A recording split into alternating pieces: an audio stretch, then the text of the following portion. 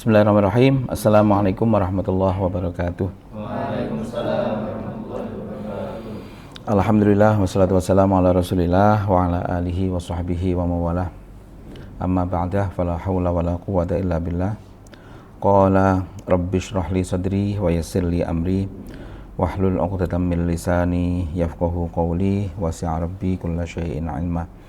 Rabbi zidni 'ilma warzuqni fahma. Qalu subhanaka la ilma lana illa ma 'allamtana innaka antal alimul hakim. Kesempatan pertama bersama-sama menyanjungkan puji syukur kehadirat Allah Subhanahu wa taala. Karena ketika kita mau berpikir, mau berintrospeksi, banyak sekali nikmat yang dikaruniakan oleh Allah Subhanahu wa taala kepada kita. Kita bisa berjalan, kita bisa mata kita bisa melihat, telinga kita bisa mendengar, badan kita, anggota badan kita bisa digerakkan dan lain-lain. Merupakan nikmat yang luar biasa dari Allah Subhanahu wa taala. Dan yang tidak kalah pentingnya adalah nikmatul iman wal Islam. Kita diberi kekuatan untuk beriman kepada Allah Subhanahu wa taala dan Rasul-Nya. Kita diberi kekuatan untuk beriman dan melaksanakan keimanan kita dalam bentuk ibadah-ibadah, termasuk diantaranya adalah hari ini kita bisa bersama-sama mengkaji Al-Quran. Kedua kalinya salawatullah wassalamuhu semoga selalu diaturkan pada Nabi kita Nabi Muhammad sallallahu alaihi wasallam. Para pemirsa Onugiri TV yang dirahmati oleh Allah Subhanahu wa taala, baik yang di studio podcast Onugiri maupun yang mengikuti secara online di Onugiri TV. Pada kesempatan ini kita masih melanjutkan pembahasan tentang surat Yasin, surat yang sering kali kita baca. Hari ini kita sampai pembahasan ayat yang ke-24. Inni idzal lafi dhalalim mubin dan seterusnya. Namun sebelum kita mulai mengkaji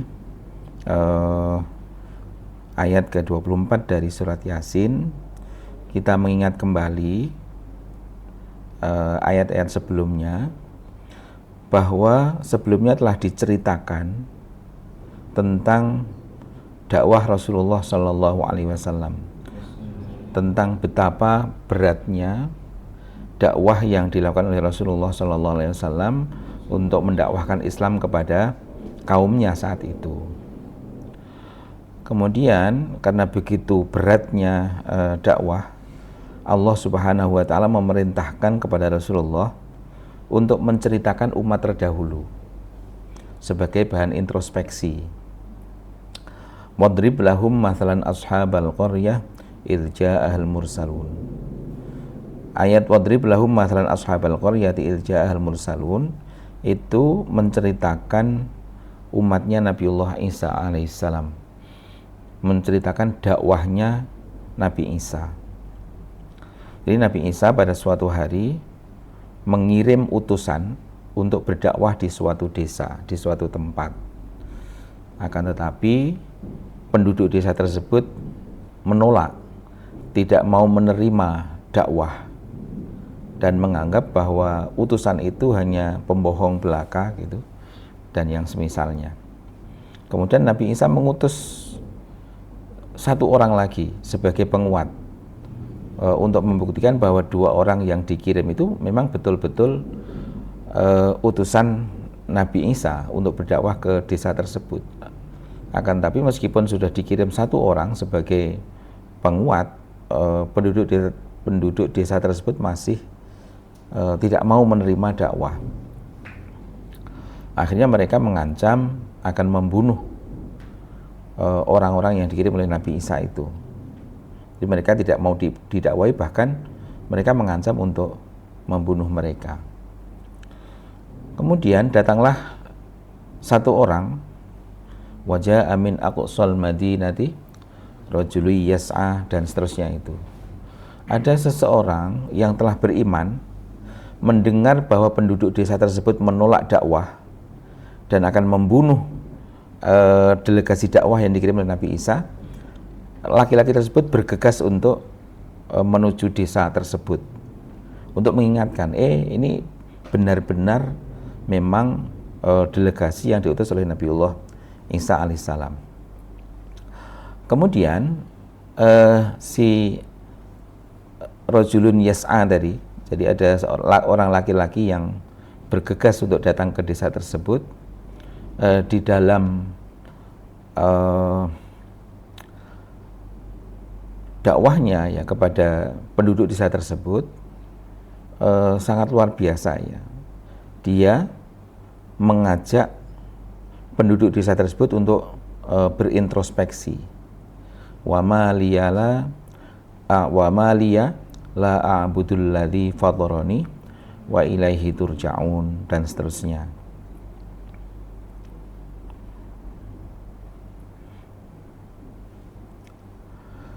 Attakhidhu min dunihi alihatan iyuridnir rahmanu bidurril la tughni anni syafa'atuhum syai'a wa la yunqidun. Jadi ini merupakan ajakan dari si laki-laki yang bergegas untuk datang ke desa tersebut dalam rangka untuk memperkuat delegasi dakwah yang dikirimkan oleh Nabi Isa. Wa ma liyala a'budul ladzi fatarani wa ilaihi turja'un. Kenapa toh kamu kok tidak mau menerima dakwah tauhid ya, yang didakwahkan oleh delegasi yang dikirim oleh Nabi Isa? Padahal mengapa kamu tidak mau menyembah Allah, zat yang menciptakan kita dan kepadanya kita akan kembali?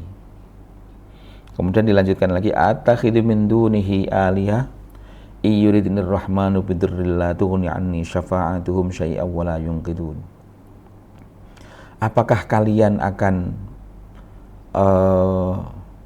menyembah Tuhan selain Allah, padahal ketika Allah Subhanahu wa taala menginginkan suatu keburukan, maka kalian tidak mungkin bisa mencegah. Kalau Allah telah berkehendak untuk menghancurkan kalian, maka kalian tidak akan bisa mencegah, dan seterusnya. Jadi ini lanjutan dari ajakan dari laki-laki tersebut untuk berintrospeksi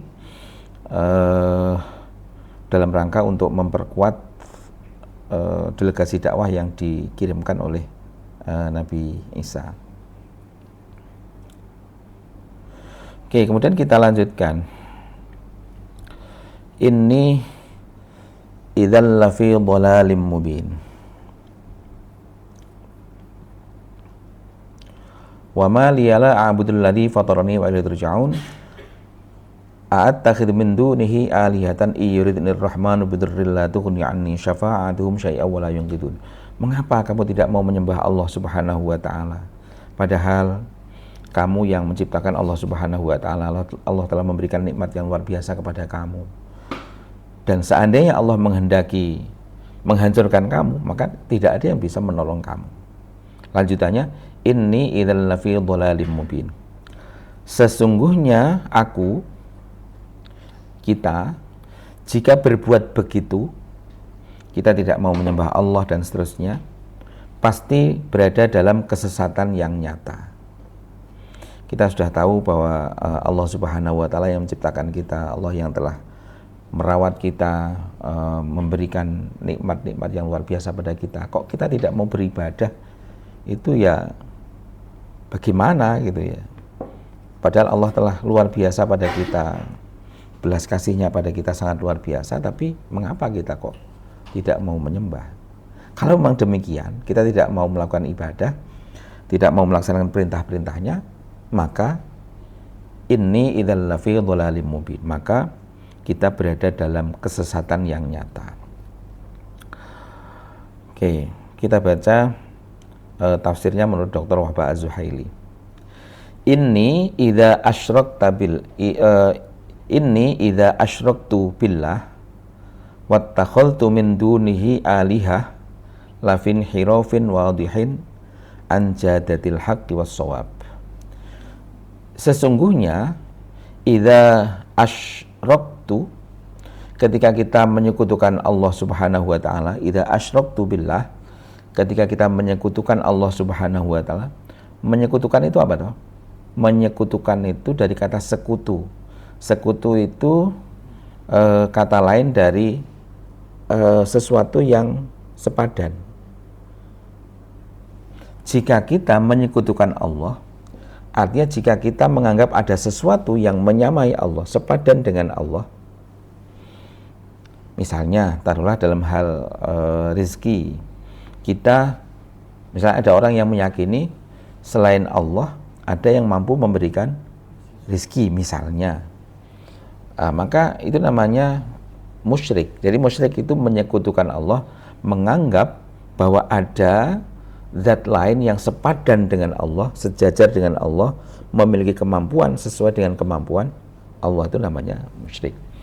Ketika kita melakukan yang demikian itu, inni idza asyraktu billah, ketika kita menyekutukan Allah Subhanahu wa taala, menganggap ada yang menyamai Allah Subhanahu wa taala, wattakhaltu min dunihi alihah, dan bahkan kita mengambil atau kita menyembah selain Allah, lafin hirofin, maka itu adalah hal yang melenceng, wadihin yang jelas melenceng, anjadatil haqq was shawab, dari jalan yang benar itu. Kemudian ayat ke-25, inni amantu birabbikum fasma'un.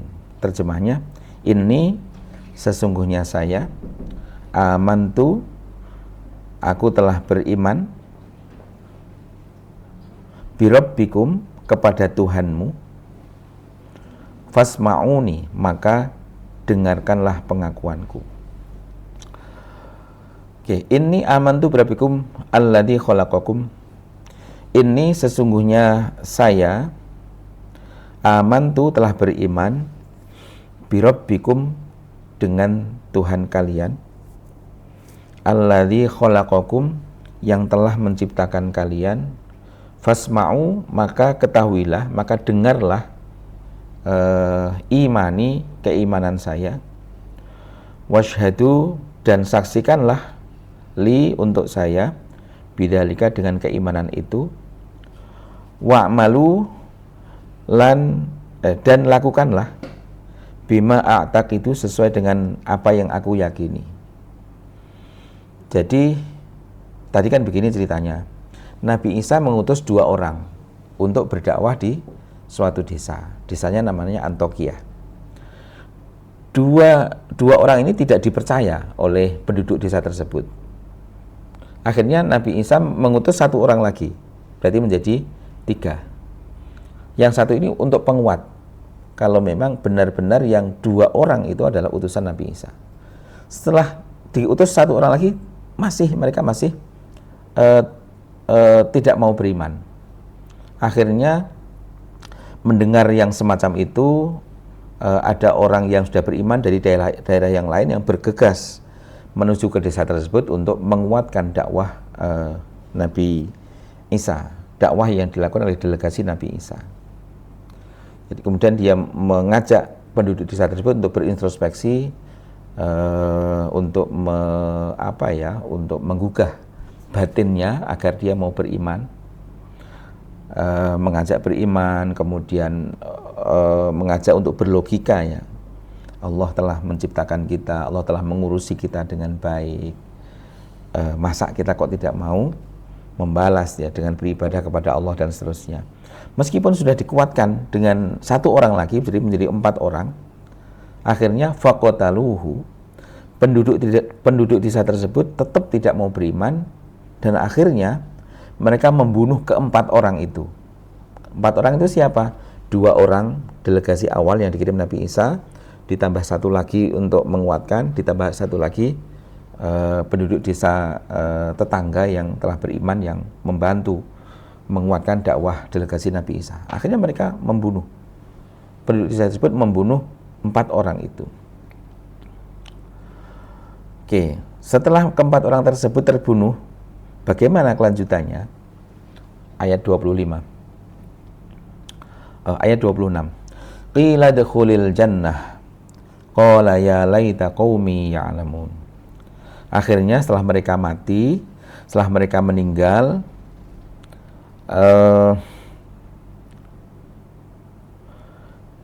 dikatakan kepadanya, siapa yang mengatakan? Malaikatnya.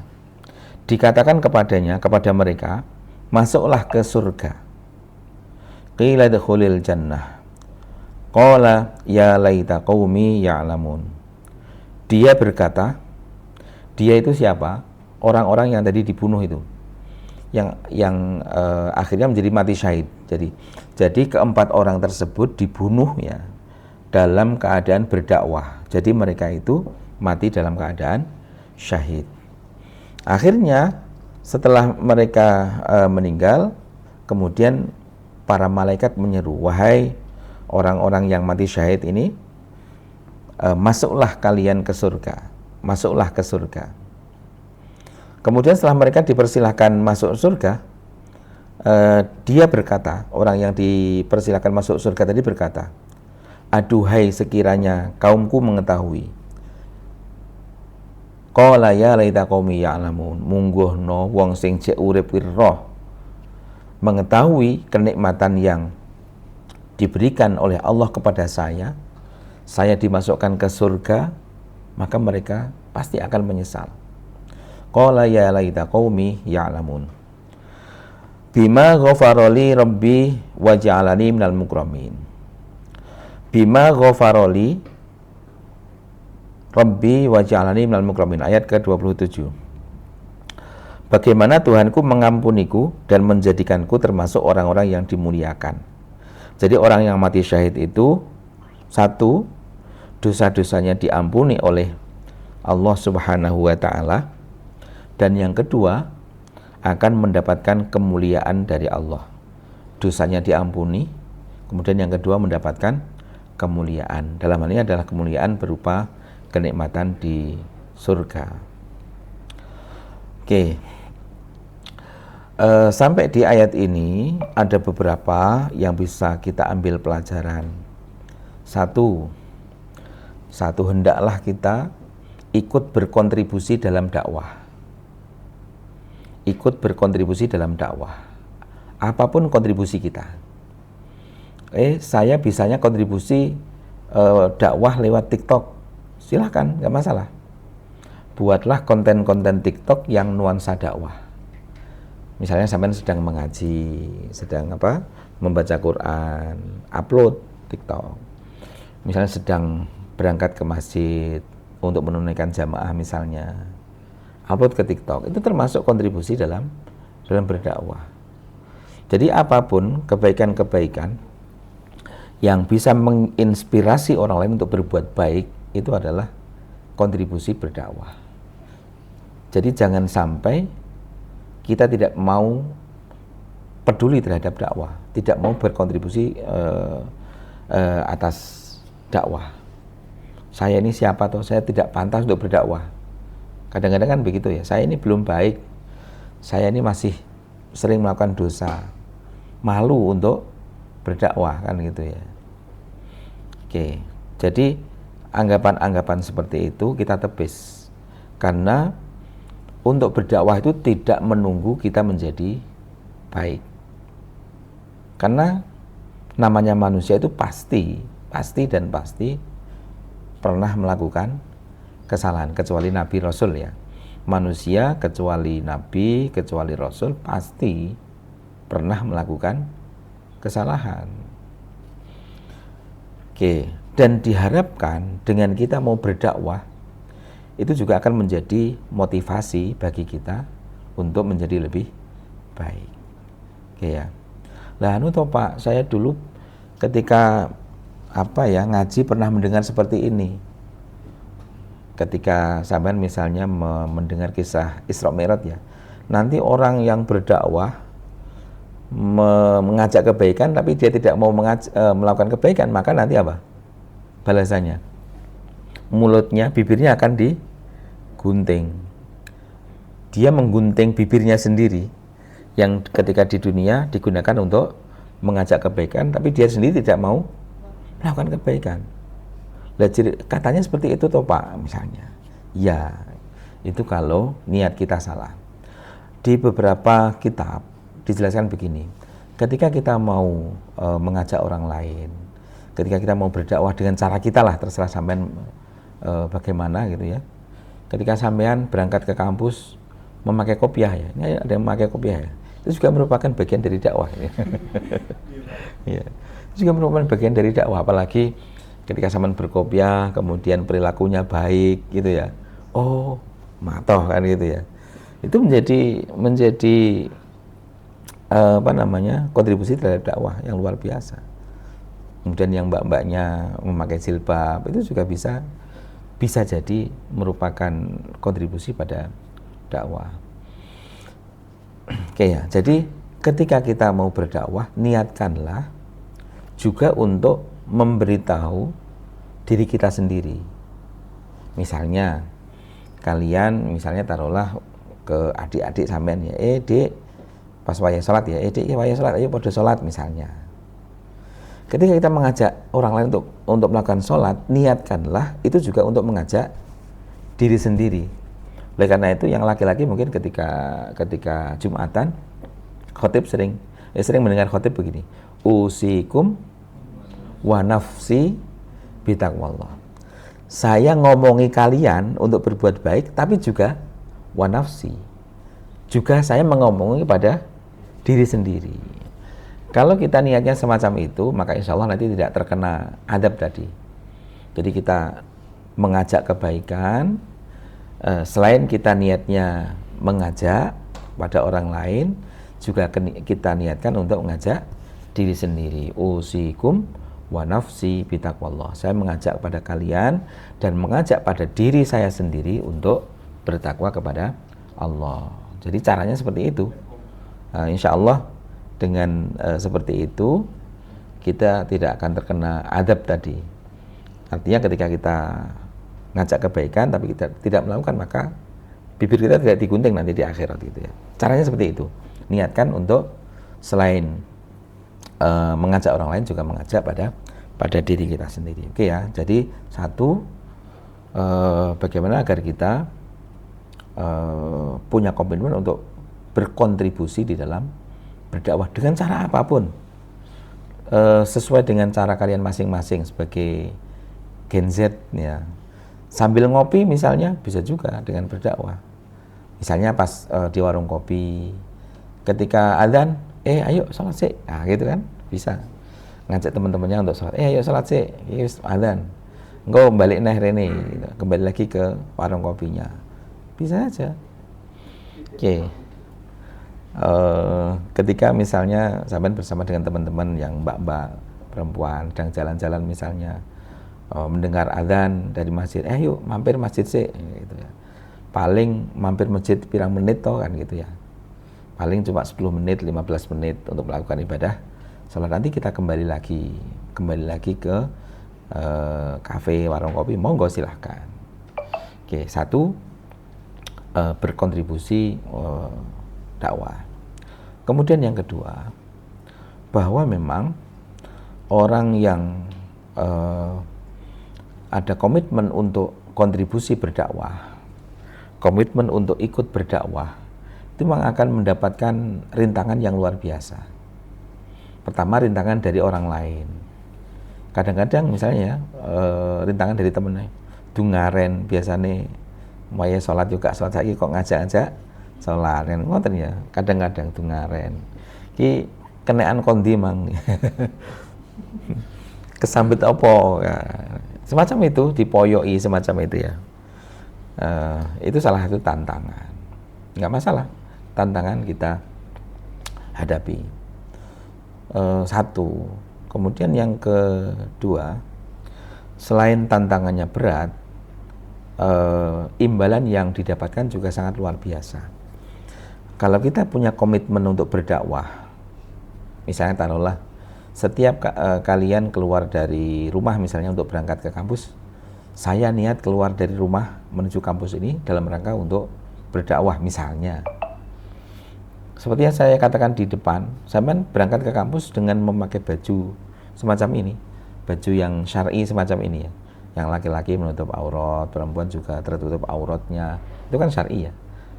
Baju syar'i itu nggak harus yang, wah itu loh ya, sampean menutup aurat itu masuk kategori syar'i, ya, sesuai dengan syarak kan. Tidak harus yang panjang lebar gitu ya. Tidak harus yang seperti itu. Yang penting sesuai dengan aturan syarak. Ketika sampean punya niat untuk kontribusi berdakwah, sewaktu-waktu misalnya, bukan kalian ya, orang lain, sewaktu-waktu orang yang punya komitmen untuk dakwah itu kok meninggal, orang sampean ya, makanya jika ada orang berkomitmen untuk berdakwah, misalnya taruhlah dia punya niat, saya niat untuk komitmen berdakwah mulai sekarang sampai saya meninggal misalnya. Jadi niatkan seperti itu. Jadi bendino niatnya ya berdakwah, keluar dari rumah niat berdakwah, di rumah pun dan seterusnya. Pokoknya dalam hati punya komitmen, punya niat untuk berkontribusi dalam dakwah. Maka ketika orang yang punya komitmen berdakwah itu meninggal karena apa begitu ya, dia tadi dikatakan matinya mati syahid. Dan ketika mati syahid maka mendapatkan dua hal, ampunan, dosa-dosanya semuanya diampuni oleh Allah, dan yang kedua mendapatkan kehormatan, kemuliaan dari Allah Subhanahu wa taala. Oke ya, jadi yang pertama apa tadi? Kita hendaknya berkomitmen untuk berkontribusi berdakwah dengan cara apapun. Silakan. Caranya tidak harus ceramah. Tidak harus ceramah gitu ya. Macam-macam, sampean sebagai Gen Z mungkin punya cara tersendiri untuk kontribusi berdakwah. Kemudian yang kedua, bahwa ingat ketika kita punya komitmen untuk berdakwah, maka rintangannya sangat berat. Kita akan menemui rintangan yang sangat berat dan itu harus kita terima dengan sabar. Karena orang yang punya komitmen untuk berdakwah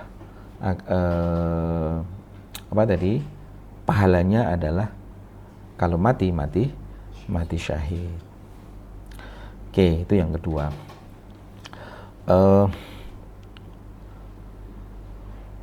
Oke, selanjutnya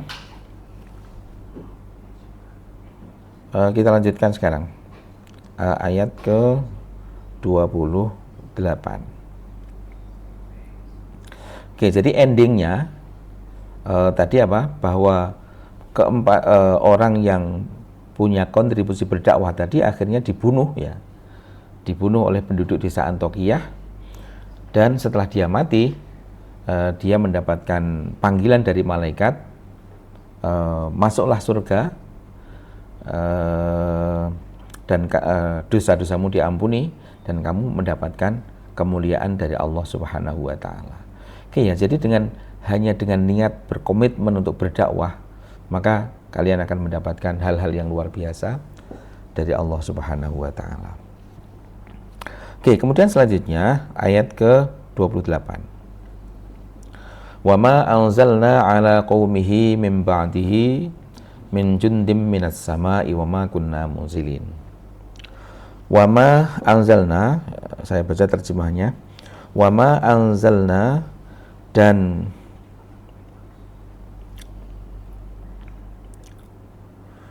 sebentar. Wa ma anzalna ala qaumi min ba'dihi min jundim minas sama'i wa ma kunna munzilin. Setelah dia dibunuh, orang yang kontribusi dakwah tadi dibunuh, kami tidak menurunkan satu pasukan pun dari langit kepada kaumnya, dan kami tidak perlu menurunkannya. Karena begini ya, dari cerita-cerita yang ada di Al-Quran kita tahu tentang umat-umat terdahulu. Ketika mereka tidak mau menerima dakwah, pasti mereka akan diazab oleh Allah secara langsung. Ketika mereka tidak menerima dakwah, tidak menerima ajakan, pasti akan mendapatkan azab secara langsung. Contoh misalnya kaumnya Nabi Nuh, kita tahu ditenggelamkan dalam banjir bandang yang luar biasa. Kemudian siapa lagi? Kaumnya Nabi Musa misalnya Fir'aun tenggelam di laut kan gitu. Dan lain-lain. Kaumnya Nabi Lut misalnya dihujani batu dan seterusnya lah. Jadi kita sebagai umat Nabi Muhammad ini sangat luar biasa, meskipun banyak di antara kita yang sering berbuat dosa, akan tapi Allah tidak menurunkan azab secara langsung. Berbeda dengan umat-umat terdahulu ya. Begitu mengingkari dakwah, tidak mau mendengar, tidak mau menuruti ajaran ajakan dakwah, langsung diturunkan azab. Tapi tidak demikian untuk umatnya Nabi Muhammad Sallallahu Alaihi Wasallam.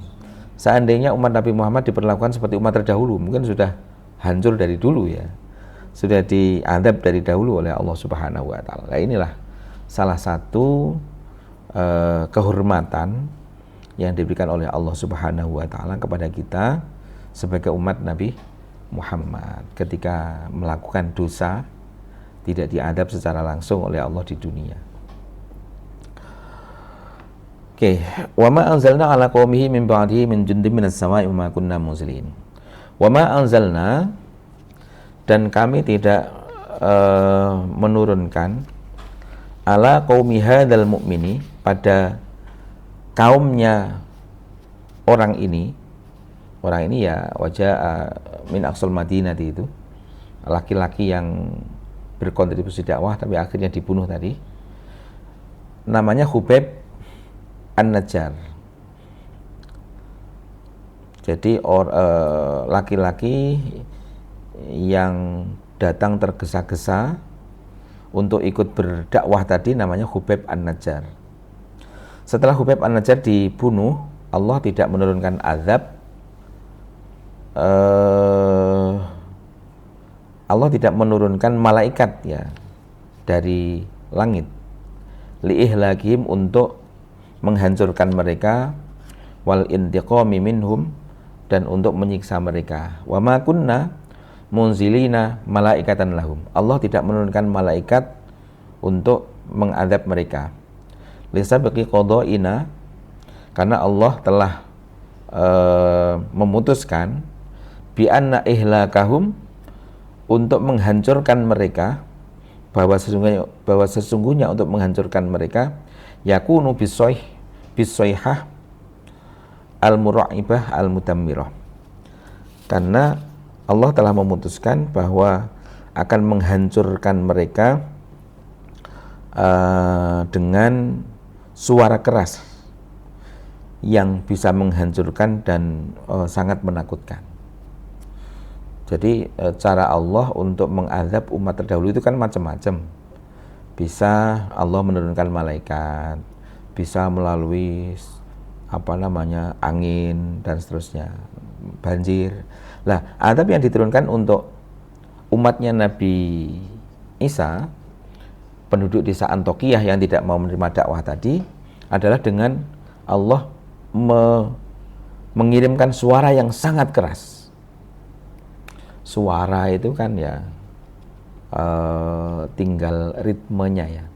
Ketika suaranya lembut, mendayu-dayu, itu kan bisa sampai merasuk ke dalam hati. Kita mendengarkan nyanyian kadang-kadang ya, mendengarkan nyanyian, sholawatan, itu kalau suaranya lembut itu kan bisa menghanyutkan kita. Tapi kalau suara itu semakin keras itu bahkan sampai bisa menghancurkan. Itulah suara ya. Kalau suara yang normal, kita bisa menikmati, kita bisa mendapatkan informasi-informasi ya dari suara tersebut. Tapi suara yang dikirimkan oleh Allah kepada kaum ini adalah suara yang sangat keras dan sangat menakutkan. Ai laisu bihajatin lil malaikatin. Allah tidak membutuhkan untuk mengirim malaikat, cukup dihancurkan dengan suara keras. Wa inna ma yakfihim al-ihlaku bi sayhatin wahidatin. Akan tapi cukuplah untuk mereka, untuk membinasakan mereka, untuk menghancurkan mereka dengan satu suara yang sangat keras. Jadi endingnya orang yang berkontribusi berdakwah akhirnya meninggal itu masuk surga dan seterusnya mendapatkan kenikmatan, kehormatan dari Allah Dan orang yang tidak mau menerima dakwah langsung dihancurkan oleh Allah Subhanahu wa taala dengan cara mengirimkan suara yang sangat keras. Endingnya seperti itu. Jadi dari sini kita hanya punya dua pilihan. Satu, menerima dakwah, atau yang kedua, kita akan menderita karena tidak menerima dakwah. Tinggal kita, pilihan kita. Mau nurut atau tidak gitu. Kalau nurut ya kita akan mendapatkan kenikmatan, kehormatan dari Allah Subhanahu wa taala. Nek gak nurut, kon salat juga gelem misalnya ya. Kon salat yo angel, dikon wis angel lah dikon ibadah. Disuruh melakukan ibadah kok angel. Yo tinggal pilihan kita. Terserah kita milih yang mana.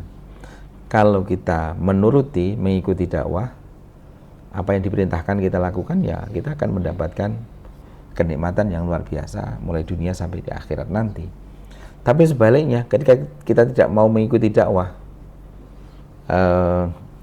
dikongkon ibadah angel dan seterusnya, ya konsekuensinya seperti tadi, akan dihancurkan oleh Allah Subhanahu wa taala. Ketika Allah menghancurkan itu kan macam-macam caranya.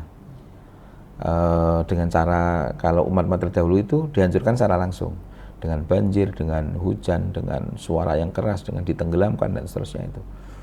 Tapi kalau umat Nabi Muhammad itu ya macam-macam cara menghancurkan Allah Subhanahu wa taala.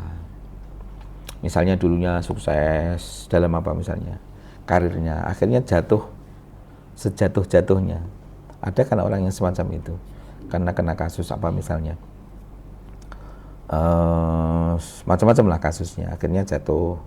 Itu juga salah satu bentuk penghancuran dari Allah Subhanahu wa taala.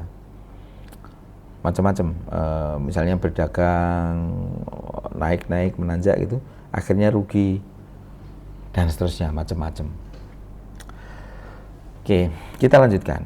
Jadi kita hanya punya dua pilihan, mengikuti apa yang didakwahkan, nurut ya, kemudian yang kedua tidak nurut, terserah kita. Masing-masing ada konsekuensinya. Sama kan sudah punya logika untuk berpikir ya. Kalau saya berbuat ini maka dampaknya ini, kalau berbuat ini dampaknya ini, oke ya. Jadi hanya dua pilihan. Kalau berbuat baik maka dampaknya juga akan baik. Kalau kita berbuat yang tidak baik, dampaknya juga tidak baik. Kita lanjut ayat ke-29. Ayat ke-29.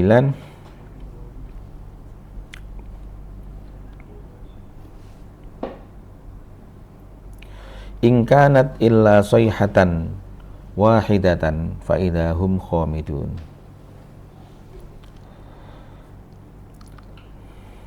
Azab mereka itu cukup dengan satu teriakan saja, maka seketika itu mereka mati.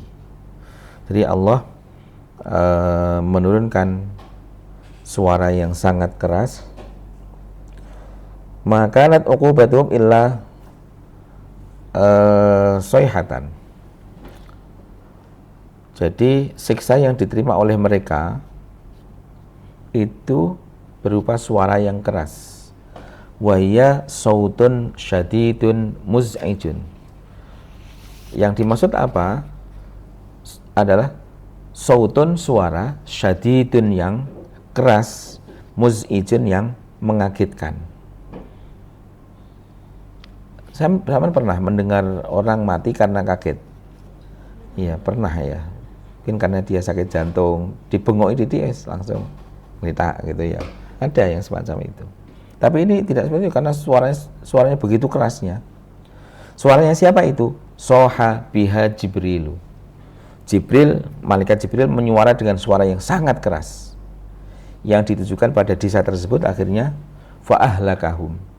Maka suara itu menghancurkan mereka. Fa'idahum mayyituna. Kemudian mereka semua mati. Hamiduna la hissalahum. Jadi mereka mati, mereka diam gitu ya. Jadi begitu mendengar suara keras itu langsung mati mendadak gitu ya. Wa idza tadullu ala sur'ati husuli ma ba'daha. Kata-kata idza di dalam ayat tersebut menunjukkan bahwa begitu mendengar suara keras langsung meninggal, tidak menunggu lama. GPL ya, gak pakai lama. Begitu dengar suara keras itu langsung mati. Saking kerasnya suaranya malaikat Jibril itu. Oke, ayat ke-30.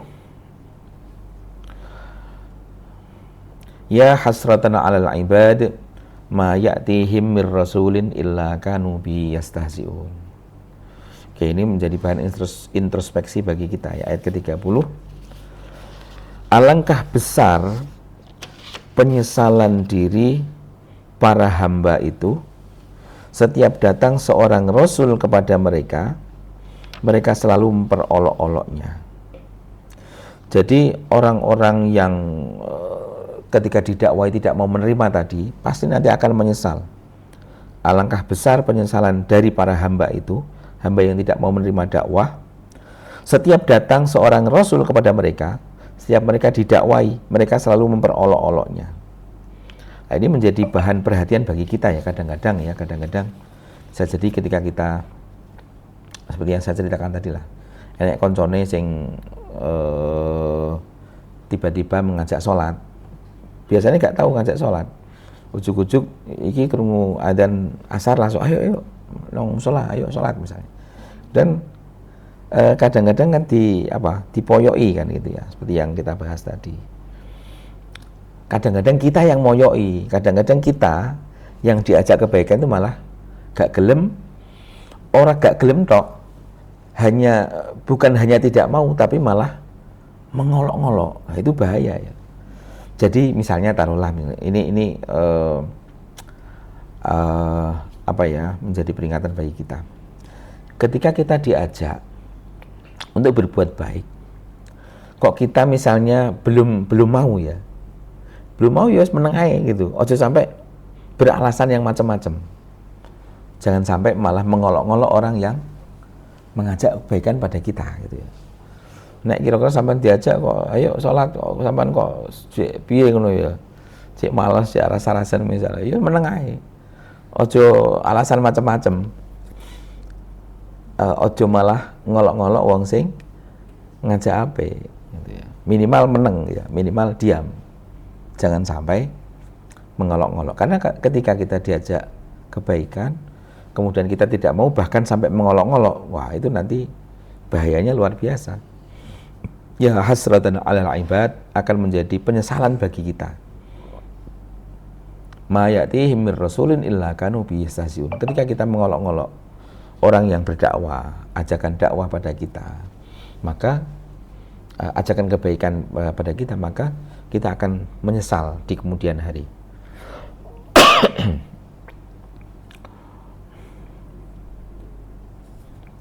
Hadza awanul hasrati 'alal ibadil ladzina kadzdzabu ar-rusula. Saat ini setelah mati ya, atau pada hari kiamat ya, atau setelah mati, awanul hasrati 'alal ibad merupakan mulainya penyesalan. Jadi minimal atau maksimal ya, seseorang itu akan merasakan penyesalan ketika sudah mati. Jadi dia belum menyesal sebelum dia mati. Ada orang yang semacam itu. Ada orang yang masih hidup itu sudah menyesal. Banyak saya sering menemui orang semacam itu. Ada cerita ya, saya pernah ketemu dengan seseorang yang beliau cerita sendiri tentang keadaannya. Saya itu dulu ketika muda, opo wis tak lakoni. Ya wis sing ngombe, ya wis semacam-macam lah. Hal-hal dosa-dosa besar enggak enggak ada yang dia tinggalkan, lakoni kabeh. Tapi begitu dia sudah menginjak usia-usia dewasa, akhirnya dia mengalami titik balik. Dia mulai mulai muda berbuat yang itulah, melanggar aturan-aturan agama. Tapi kemudian untungnya ya, ini untungnya pada saat dia dewasa, saat dia sudah beranjak tua, untungnya dia sadar. Akhirnya menjadi sekarang ini kemana-mana tidak pernah meninggalkan kopiah. Nong dindi nganggo kopiah. Kopiahnya kopiah putih. Ketika ditanya, kenapa gitu? Sampean kok kemana-mana memakai kopiah? Minimal ini sebagai reminder bagi saya. Minimal kopiah ini sebagai pengingat bagi saya. Jadi dia memakai kopiah itu alasannya atau tujuannya untuk menjadi reminder. Karena kan kalau pakai kopiah kan iya mas apa gitu. Pakai kopiah kan mau berbuat yang aneh-aneh kan sungkan karena kopiah ya minimal. Jadi kopiah menjadi reminder. Begitu pula jilbab ya. Bisa jadi jilbab itu menjadi reminder kalau mau berbuat aneh-aneh kan izin karena jilbab. Lalu aku berjilbab kok begini kan itu. Minimal itu. Jadi beliau itu kemana-mana memakai kopiah, tidak pernah meninggalkan kopiahnya karena itu menjadi reminder bagi dia untuk agar jangan berbuat yang aneh-aneh, berbuat yang tidak baik. Kemudian ketika saya tanya, kenapa jenengan ini kok mengalami titik balik? Bagaimana ceritanya? Ceritanya katanya ketika beliau tidur itu mimpi meninggal. Berarti mimpi mati di dalam mimpinya itu dia meninggal dan seterusnya. Akhirnya setelah bangun dari tidur langsung tersadar. Akhirnya menjadi titik balik bagi dia yang sebelumnya kelakuannya wis macam-macam lah, hal-hal yang dilarang dilakukan semua, hal yang diperintah tidak dilakukan. Setelah itu setelah mencapai titik balik itu ya sekarang menjadi orang yang sangat luar biasa. Dan ini luar biasanya, ketika dia mencapai titik balik, yang dulunya sering berbuat tidak baik, berbuat dosa, sekarang dia rajin sholatnya dan sebagainya, akhirnya dimuliakan oleh Allah Subhanahu wa Ta'ala. Dulunya dia hanya dalam tanda kutip ya, hanya seorang karyawan. Beliau itu dulu menjadi karyawan di pelayaran, jadi kerja di kapal itu ya, kapal kargo internasional itu ya. Akhirnya setelah beliau mencapai titik balik, yang dulunya perbuatannya macam-macam itu sekarang sholatnya rajin dan sebagainya, akhirnya dia sekarang punya perusahaan, bahkan menjadi direktur dari perusahaan milik dia sendiri. Nah itulah ya luar biasanya, ketika dia dalam keadaan bergelimang dosa itu dia menjadi karyawan biasa gitu ya, di kapal kargo internasional. Tapi begitu dia mencapai titik balik, akhirnya bahkan dia bisa membeli kapal. Jadi kapal itu ya kapal laut ya, untuk kargo satu demi satu, akhirnya sekarang menjadi perusahaan besar, perusahaan pelayaran yang besar. Oke. Tapi begini, ada dua kemungkinan ya orang yang berbuat dosa itu. Dia akan terus berbuat dosa, dia tersadar itu ketika dia meninggal. Ada yang sadar sebelum meninggal. Nah, jangan sampai kita yang pertama tadi ya, jangan sampai kita masuk kategori yang pertama. Bergelimang dosa, orang sadar wes mati nang kuburan lagi sadar. Alangkah menyesalnya ya, hasratan alal ibad ma ya'tihim rasulun illa kanu bi yasasiun. Alangkah menyesalnya ketika tersadar sudah di kuburan, nggak iso memperbaiki diri lagi, tidak bisa meningkatkan ibadah lagi. Oke.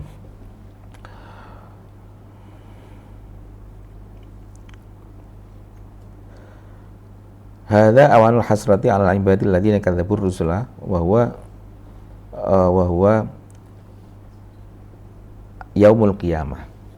Itu adalah hari kiamat, hari kehancuran. Ma ya'tihim mir rasulun yad'uhum ilal imani wal khair was sa'adah illa stahza'u bihi.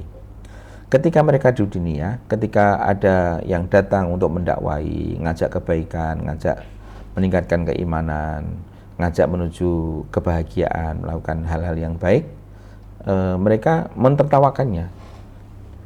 Tidak hanya tidak mau, tapi mereka mentertawakan. Wa kadzdzabu bi risalati, dan mereka menganggapnya sebagai sebuah kebohongan. Oke, di ayat ini gini, kita ini diingatkan eh, ketika Allah mengingatkan kita, atau cara Allah mengingatkan kita itu macam-macam. Salah satunya ya, atau istilahnya itu surat cinta. Jadi Allah itu sering mengirimkan surat cinta pada kita. Salah satunya apa? Misalnya saya ya, ini rambut putih, ini surat cinta dari Allah ya. Jadi rambut yang dulunya hitam, kemudian ada satu dua yang putih menjadi uban, itu hakikatnya merupakan surat cinta dari Allah mengingatkan kita. Jadi Allah mengirim surat cinta pada kita, mengingatkan kita itu tidak hanya satu kali dua kali, sering kali kita diingatkan oleh Allah Subhanahu wa Ta'ala. Sahabat mungkin bisa mengingat-ingat peristiwa apa yang sampean alami gitu ya. Bisa jadi peristiwa-peristiwa yang kita alami itu adalah salah satu cara Allah mengingatkan diri kita. Contoh misalnya matanya kelilipan. Kelilipan itu apa dalam bahasa Indonesia? Kelilipan, kemasukan debu. Matanya kemasukan debu, kelilipan. Itu bisa jadi cara Allah mengingatkan kita. Oh, aku kelilipan ini berarti diingatkan oleh Allah karena mataku sering aku gunakan untuk berbuat dosa. Oke, misalnya kakinya kesleo misalnya. Bisa jadi itu juga merupakan peringatan dari Allah Subhanahu wa Ta'ala. Dihina orang. Mungkin sampean pernah ya merasakan dihina, dinyek oleh seseorang. Dihina oleh seseorang itu juga bisa jadi merupakan bentuk Allah mengingatkan kita. Jadi macam-macam cara Allah mengingatkan kita. Karena itu ketika kita mengalami peristiwa yang tidak mengenakan ya, atau peristiwa apapun lah yang tidak mengenakan, ingat Allah. Mungkin ini adalah cara Allah mengingatkan saya. Mungkin sampean juga sering mendengar ketika ada orang mengalami sesuatu gitu ya, opo dosaku, aku kok ya, pernah mendengar yang semacam itu. Mengapa, apa dosa saya ya kok saya diberi cobaan seperti ini oleh Allah? Itu memang betul seperti itu. Jadi kita mendapatkan cobaan ya, apa dosa kita ya? Apa salah saya? Karena cobaan itu bisa jadi merupakan bentuk Allah mengingatkan pada diri kita.